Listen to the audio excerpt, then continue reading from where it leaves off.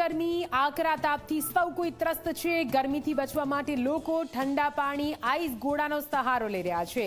તમે પણ રાતના સમયે આઈસ ગોળાનો આનંદ ઉઠાવતા જ હશો, પરંતુ શું આપને ખબર છે કે આઈસ ગોળામાં જે બરફ વપરાય છે તે ખાવા લાયક છે? જુઓ, બરફ ગોળાના શોખીનો માટે ખાસ આંખ ઉઘાડતો આ અહેવાલ।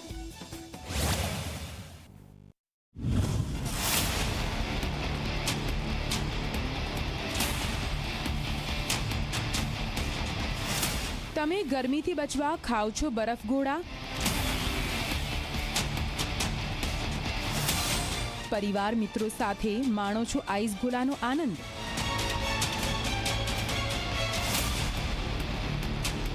બરફ ગોળાના બરફની ગુણવત્તાનો તમને ખ્યાલ છે ખરો?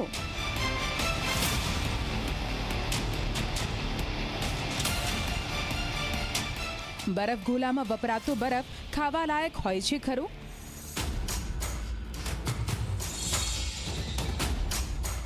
કાળઝાળ ગરમીમાં લોકો સેકાઈ રહ્યા છે। સમગ્ર રાજ્યમાં આકરો તાપ પડી રહ્યો છે। ત્વચા દઝાડતી ગરમીથી બચવા માટે રાતના સમયે આઈસ ગોળાના સેન્ટરો પર જાણે લોકોનું કીડિયારું ઉભરાઈ જાય છે। અમદાવાદ જેવા મહાનગરોમાં તો રીતસરની પડાપડી થાય છે, ત્યારે અમદાવાદમાં આ આઈસ ગોળામાં વપરાતા બરફની ગુણવત્તાના અનેક પ્રશ્નો ઉઠ્યા હતા। કેટલાક વેપારીઓ વધુ નફો કમાવી લેવાની લાલચમાં ગ્રાહકોના આરોગ્ય સાથે ચેડા કરતા હોવાની ફરિયાદો મળી હતી। જે બરફનો ઉપયોગ માત્ર ઇન્ડસ્ટ્રીયલ એટલે કે ઉદ્યોગો માટે થાય છે તે ખાવાલાયક હોતો નથી। તે જ બરફનો ઉપયોગ વેપારીઓ આઈસ ગોળામાં કરે છે। આ બરફ ખૂબ જ સસ્તો હોવાથી વેપારીઓ તેનો ઉપયોગ કરે છે। લોકોના આરોગ્ય સાથે ચેડા થતા આ મામલે અમે એ જાણવાનો પ્રયાસ કર્યો કે ઇન્ડસ્ટ્રીયલ આઈસ અને ડોમેસ્ટિક આઈસ વચ્ચે શું ફરક હોય છે। તો સૌથી પહેલા વાત કરીએ ઇન્ડસ્ટ્રીયલ આઈસની। તો આ બરફનો ઉપયોગ માત્ર વિવિધ વસ્તુઓને બહારથી ઠંડી રાખવા માટે થાય છે। ગંદા પાણીમાંથી બનેલા આ બરફનો ઉપયોગ ખાદ્ય પદાર્થોમાં કરી શકાતો નથી। બાસુંદી, મિલ્કશેક, ફ્રૂટ, નોનવેજ મટીરિયલના તાપમાનને જાળવવા માટે આ બરફ વપરાય છે। આ બરફની અલગ અલગ ઓળખ માટે તેમાં એડિબલ કલરનું મિશ્રણ કરાય છે, તેથી સ્પષ્ટ રીતે ઓળખી શકાય તે ખાવાલાયક નથી। આ બરફ ખૂબ જ સસ્તો હોય છે। તેનો ભાવ 150 કિલોના 100 રૂપિયા જેટલો હોય છે। Industrial ice usually pharma industries અને બીજી ઇન્ડસ્ટ્રીઝમાં સ્ટોરેજ માટે જ્યારે ફૂડ કે ફૂડ રિલેટેડ આઇટમ્સના ડાયરેક્ટ કોન્ટેક્ટમાં ના આવે તે માટે વપરાતો હોય છે, અને એમાં સ્લાઇટ ટિંજ ઇન્ડિગો અથવા તો બ્લુ કલરનું ટિંજ એ લોકોએ કમ્પલસરી રાખવાનું હોય છે। જે એડિબલ આઈસ એટલે કે જે બરફના ગોળામાં અને ખાવા પીવામાં વપરાય છે આઈસ, એ પ્યોર વોટરનો વ્હાઇટ આઈસ કહેવાય છે।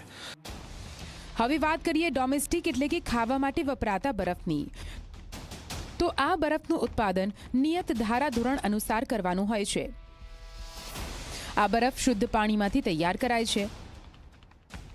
ઇન્ડસ્ટ્રીયલ આઈસની સરખામણીએ ડોમેસ્ટિક બરફ મોંઘો હોય છે। 150 કિલો બરફનો ભાવ 260 થી 270 રૂપિયા હોય છે। ડોમેસ્ટિક બરફ અને ઇન્ડસ્ટ્રીયલ બરફમાં કોઈ વધારે ફરક નથી હોતું।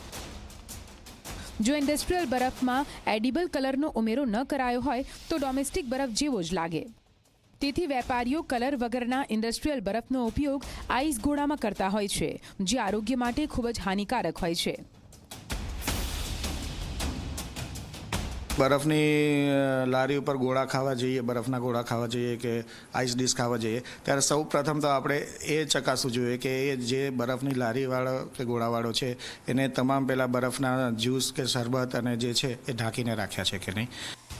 આ બંને બરફનો ફર્ક સમજવા, કેવી રીતે બરફનું ઉત્પાદન થાય છે તે જાણવા શહેરની જાણીતી આઈસ ફેક્ટરીઓમાં અમે પહોંચ્યા। અમારા ત્યાં બને ત્યાં સુધી ઇન્ડસ્ટ્રીયલ જ બરફ બને છે। ઇન્ડસ્ટ્રીયલ એટલે એ રીતે કહેવાય કે ઠંડક આપવા માટે। સમજો કે બાસુદી હોય કે સિકંજી હોય, એની આજુબાજુ જે બરફ ગોઠવવામાં આવે, માટલા કુલ્ફી હોય તો આજુબાજુ ગોઠવવામાં આવે, એ ઠંડક આપવા માટેનો બરફ બને છે। વ્યક્તિ ખાઈ શકે ખરો? ખાઈ શકાય, પણ કોઈ ખાતું નથી। શું કારણ એનું? એ ગોળાવાળાને એ લોકો વાપરતા હોય, ખાય એ વસ્તુ આખી જુદી છે।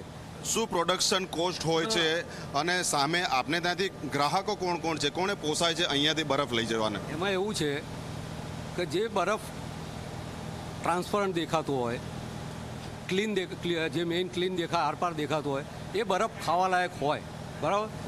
કારણ કે એની અંદર બ્લોઅર ચાલતું હોય, આખી પ્લાન્ટ મશીનરી બધી સિસ્ટમ હોય, એર એ રીતે અપાતી હોય.